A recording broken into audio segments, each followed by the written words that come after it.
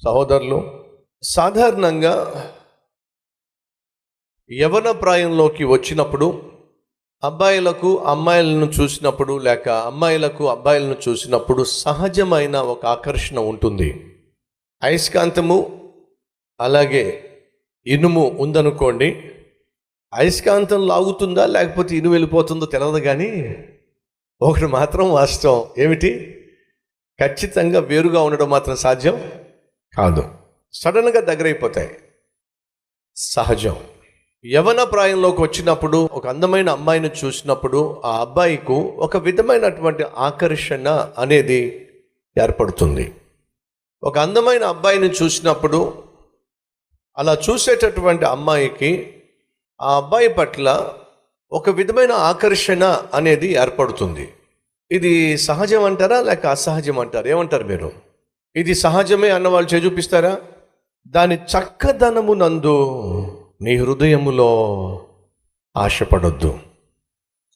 అబ్బాయిలు సాధారణంగా ఒక అందమైన అమ్మాయి కనిపించినప్పుడు సహజంగా ఒక ఆశ పుడుతుంది. ఆమెతో స్నేహం చేస్తే బాగుంటుంది, ఆమె నాకు ఫ్రెండ్గా ఉంటే బాగుంటుంది, ఆమెతో కొంత సమయం గడిపితే బాగుంటుంది, ఆమెను ప్రేమిస్తే బాగుంటుంది, ఆమె నా భార్య అయితే బాగుంటుంది. ఇలా ఎన్నెన్నో ప్రశ్నలు, ఎన్నెన్నో కోరికలు, ఎన్నెన్నో ఆలోచనలు సైతాను తీసుకొస్తాడు. సహజం. పురుషునికి ఉన్న తత్వం ఏమిటంటే, సహజంగా అందమైనటువంటి స్త్రీ కనిపించినప్పుడు తన ఆలోచనలు చాలా రకాలుగా మారుతూ ఉంటాయి. ఎన్నెన్నో ఆలోచనలు వస్తాయి. కానీ స్త్రీ వరకు వచ్చేసరికి పురుషుని యొక్క అందము కంటే స్త్రీ సాధారణంగా పురుషుని యొక్క మాట తీరుకు ఆకర్షితురాలు అవుతుంది అనేది మానసిక నిపుణుల యొక్క అభిప్రాయం.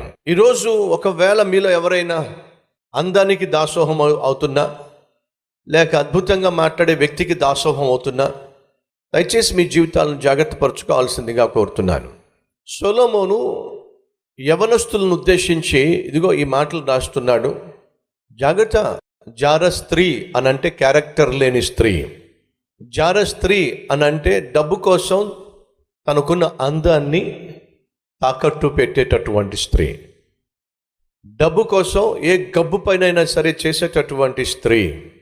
దానికంటూ ఒక కుటుంబ వ్యవస్థ కానీ, దానికంటూ ఒక విలువైన జీవితం కానీ, తనకంటూ ఒక వ్యక్తిత్వం కానీ ఉండనే ఉండదు. ఈరోజు ప్రపంచం చాలా డిఫరెంట్ మార్గంలో వెళ్తుంది. డబ్బు కోసం, సుఖభోగాల కోసం, సుఖ సంతోషాల కోసం, సిరి సంపదల కోసం ఏ పనైనా చేయడానికి తెగించిన వాళ్ళు ఈరోజు సొసైటీలో రోజు రోజుకు పెరిగిపోతున్నారు.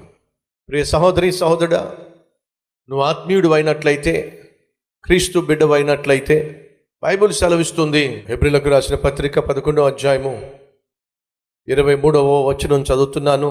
మోషే పుట్టినప్పుడు అతని తల్లిదండ్రులు ఆ శిశువు సుందరుడై ఉండుట చూచి విశ్వాసమును బట్టి రాజు యొక్క ఆజ్ఞకు భయపడక 3 మాసములు అతనిని దాచిపెట్టిరి.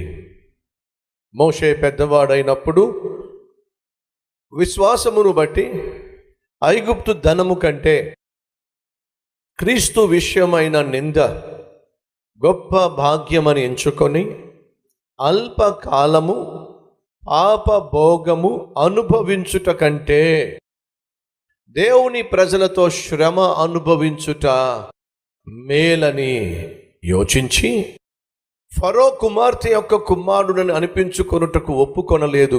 ఏలయనగా అతడు ప్రతిఫలముగా కలుగబోవు బహుమానమందు దృష్టి ఉంచెను. ప్రతిఫలముగా, యథార్థంగా జీవించటంలో ప్రతిఫలం ఉంది, నీతిగా జీవించటంలో ప్రతిఫలం ఉంది, పరిశుద్ధముగా జీవించటంలో ప్రతిఫలం ఉంది. వీళ్ళు ఎంతమంది నమ్ముతున్నారు? పరిశుద్ధంగా జీవించటంలో, పవిత్రంగా జీవించటంలో, యథార్థంగా జీవించటంలో గొప్ప ప్రతిఫలము దాగి ఉంది అని నమ్మిన వాళ్ళు ఒక్కసారి చేయి చూపిస్తారా? నమ్ముతున్నారా? Thank you sisters and brothers. పరిశుద్ధంగా జీవించటంలో, పవిత్రంగా జీవించటంలో, ప్రభువు బిడ్డగా జీవించటంలో గొప్ప ఆశీర్వాదం ఉంది అని నమ్ముతున్నామని చెప్పి చేయి చూపించారు కదా. మరి మనం ప్రయత్నం చేస్తున్నామా పరిశుద్ధంగా జీవించటానికి, పవిత్రంగా జీవించటానికి, ప్రభువును సంతోషపరచటానికి మనం ప్రయత్నం చేస్తున్నామా? పరిశుద్ధంగా జీవించే వ్యక్తిని దేవుడు బహుగా దీవిస్తాడు అన్నటువంటి సందర్భాలు బైబిల్లో ఉన్నాయా? ఉంటే చెప్తారా కాస్త? ఎవరో చెప్పండి. నిజంగా అద్భుతం కాదు? యోసేపు మరణించి సుమారు 3500 సంవత్సరాలు అయిందండి. ఎన్ని సంవత్సరాలు అయింది? 3500 సంవత్సరాలు అయింది. కానీ ఈరోజు కూడా యోసేపు మన మందిరంలో సంచరిస్తూ ఉన్నాడు. ఈరోజు కూడా ఆ యోసేపు మన నోట్లో నాలుతా ఉన్నాడు. కారణం తెలుసా? అతడు పరిశుద్ధంగా జీవించాడు కాబట్టే ఈరోజు కూడా యోసేపు మనకు ఒక మోడల్గా జీవించాడు. ఆశీర్వాదం.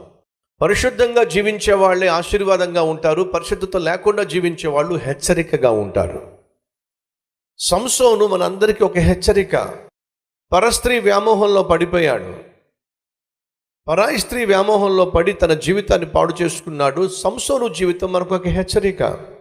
సొలొమోను జీవితం మనకు ఒక హెచ్చరిక. మహాజ్ఞాని అయినప్పటికీ అమ్మాయి విషయంలో, స్త్రీ విషయంలో అజ్ఞానంతో తాను వ్యవహరించి మనకు ఒక హెచ్చరికగా మారిపోయాడు.